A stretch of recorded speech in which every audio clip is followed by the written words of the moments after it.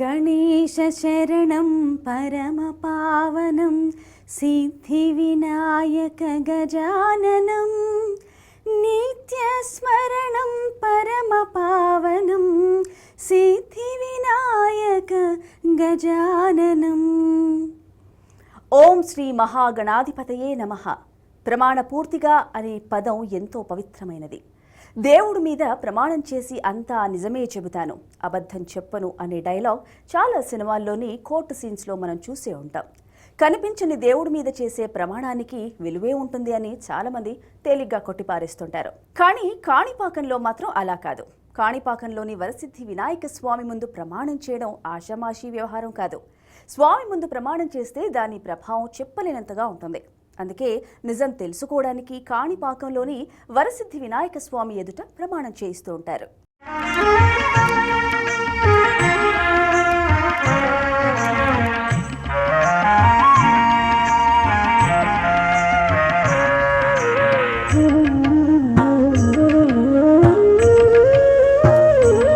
వినాయకుడు స్వయంభూవుగా వెలసిన మహాపుణ్యక్షేత్రాలలో అత్యంత ప్రముఖమైనది కాణిపాకం। ఆంధ్రప్రదేశ్లోని చిత్తూరు జిల్లాలో తిరుపతికి సుమారు 65 కిలోమీటర్ల దూరంలో ఈ కాణిపాకం పుణ్యక్షేత్రం ఉంది। ఇక్కడ వరసిద్ధి వినాయకుడిగా స్వామి భక్తులను అనుగ్రహిస్తున్నారు। కాణిపాకంలో ఓ వినూత్న సంప్రదాయం ఉంది। అదేమిటంటే సత్యం తెలుసుకోవడం కోసం వరసిద్ధి వినాయక స్వామి మూల విరాట్ ఎదుట ప్రమాణ చేయడానికి చేయించడానికి ఎంతో మంది భక్తులు ఇక్కడికి ప్రతిరోజు వస్తూ ఉంటారు। గుడికి ఎదురుగా ఉన్న కోనేటిలో స్నానం చేసి తడి బట్టలతోనే గుడిలోకి ప్రవేశిస్తారు। ప్రమాణం చేసే సమయంలో ఇతరులు ఎవ్వరూ ఉండకూడదు కనుక అర్చకులు కూడా బయటకొచ్చేస్తారు। తర్వాత ప్రమాణం చేయించేవారు కర్పూరం వెలిగించి ప్రమాణం చేసేవారి ముందు ఉంచుతారు। ఆ వ్యక్తి ప్రమాణం చేసి కర్పూరాన్ని ఆర్పివేస్తారు। ఇలా ప్రమాణం చేసిన 90 రోజుల్లోగా దాని ప్రభావం కనపడుతుంది। ప్రమాణం చేసిన వ్యక్తి నిజాయితీ పరుడైతే ప్రమాణం చేయించిన వ్యక్తి కష్టాల పాలవుతారు। అలాగే అసత్య ప్రమాణం చేసిన వ్యక్తి కూడా 90 రోజుల్లో కష్టాల పాలవుతారు।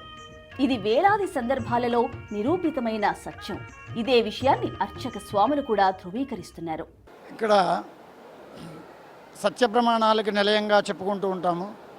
ఎందుకంటే వినాయకుడి దగ్గర, అది స్వయంగా వెలిసినటువంటి వినాయకుడి దగ్గర ఏదైనా మనం ప్రమాణం చేస్తే ఆ యొక్క ఫలితం మనకి ఖచ్చితంగా కనపడుతుంది అనేటువంటిది ఇక్కడ చాలా నిదర్శనాలుగా ఇక్కడ చాలామంది తిరుగుతూ ఉన్నారు।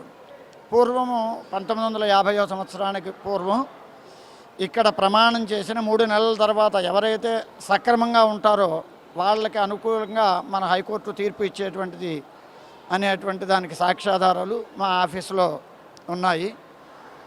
ఎవరైతే తప్పు చేశారో, ఎవరైతే తప్పు చేసేవో అని చెబుతున్నారో వారిరువురు కూడా ఇక్కడికి వచ్చి సాయంత్రం 4:30కి స్వామివారి పుష్కరిణిలో తలస్నానం చేసి తడి బట్టలతో లోపలికి వస్తారు। ఆ ప్రమాణాలు చేసే సమయంలో లోపల అర్చకులు కానీ, వేద పండితులు కానీ, దేవస్థాన సిబ్బంది కానీ ఎవరు ఉండము। గేట్లు వేసి పెట్టేసి స్వామివారు కనిపిస్తూ ఉంటారు। చేయించేవారు కర్పూరం తీసుకొచ్చి వెలిగిస్తారు। నువ్వు ఈ తప్పు చేసేవు అని చేసేవారి మీద దేవుడు ఎదురుగా చెప్తారు।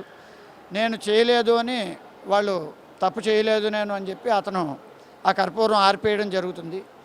అది జరిగిన తర్వాత వీళ్ళు ఇక్కడ ప్రమాణం చేసిన తర్వాత 3 నెలల్లోగా ఇతను తప్పుగా అతని మీద నిందారోపణ చేసి ఉంటే ఇతను శిక్ష అనుభవిస్తాడు। అతను తప్పు చేసి కూడా చేయలేదు అని స్వామివారి ఎదురుగా కనుక ప్రమాణం చేసి ఉంటే అతను శిక్ష అనుభవిస్తాడు। ఆ విధంగా అబద్ధపు ప్రమాణాలు, అసత్య ప్రమాణాలు చేసిన వారు 90 రోజుల్లోగా, అంటే 3 మాసాల్లోగా ఇక్కడ పిచ్చి పట్టిపోయి, లేకపోతే కాళ్ళు చేతులు పడిపోయి ఆ విధంగా ఇంకా కదలలేనటువంటి వాళ్ళ దుర్భరమైనటువంటి జీవితాలు అనుభవిస్తూ ఉన్నటువంటి సందర్భాలు చాలా ఉన్నాయి ఇక్కడ।